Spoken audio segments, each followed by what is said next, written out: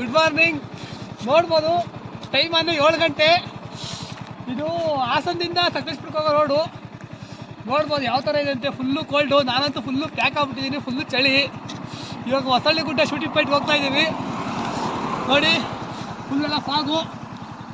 ಗಾಡಿ ಓಡಿಸೋ ಥರ riding gloves ಹಾಕೊಂಡವನೆ.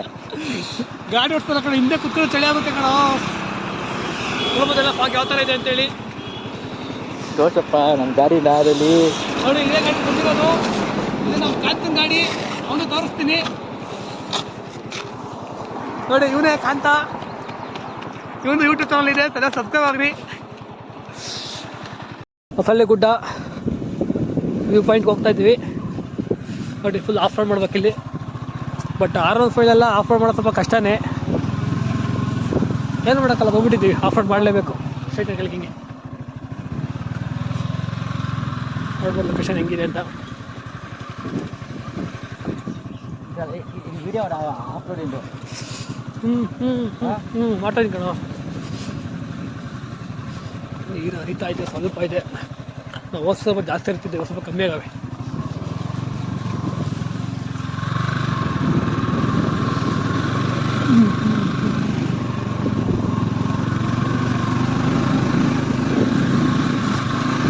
ಇವಾಗ ಬಿಸಿಲು ಬಂದಿದೆ. ಬಿಸಿಲು ಬರಲ್ಲ ಅನ್ಕೊಂಡಿದ್ದು.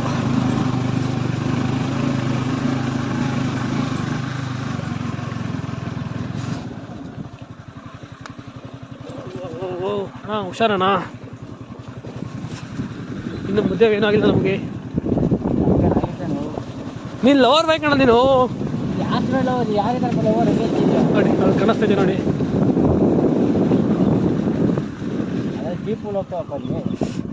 ಜೀಪ್ ಯಾರೋ ಇಬ್ರು ಹುಡುಗರು ಬಂದವ್ರೆ. ಕಾರು ನಿಂತಿದೆ. ನಿಮಗೆ ಕಾರ್ ಇಲ್ಲೇ ಸ್ಟಾಪ್ ಮಾಡೋದ್ರೆ ಅವರು. ಕಷ್ಟ ಇಲ್ಲಿ ಒಂದು ಕಾರು ಒಂದು ಕಾರು ಇನ್ನೊಂದು ಕಾರು ಹೋಗೋತಕ್ಕ ಆಗಲ್ಲ. ಆಗಲ್ಲ. ನಾಳೆ ಎಲ್ಲ ಫುಲ್ ಜನ ಜಾಸ್ತಿ ಇರ್ತಾರೆ. ಇವತ್ತು ಸ್ವಲ್ಪ ಕಮ್ಮಿ. ಇನ್ನೂ ಬೆಳಗ್ಗೆ 8 ಗಂಟೆಗಲ್ವಾ. ಸ್ಟ್ರೈಟ್ ಅಡಿ.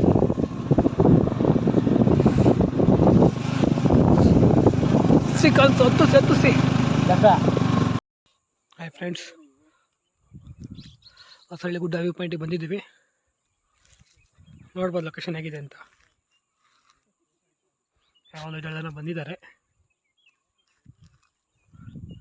ನಮ್ಮ ಕಾಂತವರು ನೋಡಿ ನಾನು ಹತ್ತವನೇ ಕಳ್ಕಂತ.